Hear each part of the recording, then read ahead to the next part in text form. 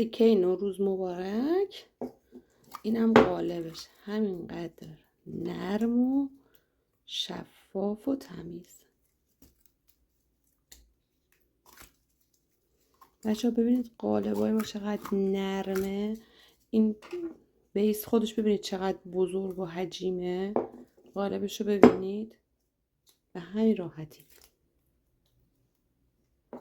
اینم کتیبه دیوان حافظ. بیس فوق العاده تمیزه. اینم قالبشه. البته هنوز تمیزکاری نشده، تازه از تو قالب در اومده. ببینید قالبش چقدر تمیزه.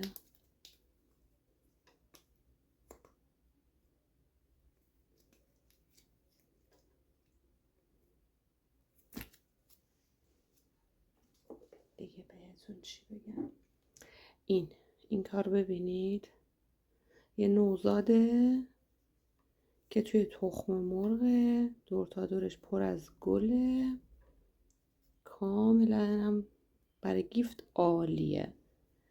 قالبش هم این مدله، تازه از قالب در اومده. قالبش باید تمیز بشه که برای مشتری ارسال بشه.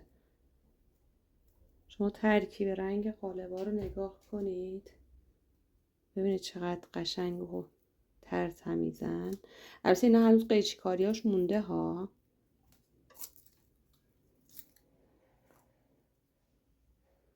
این قالب که دیدید برای این گله، اینم برای گیفت فوق العاده عالیه.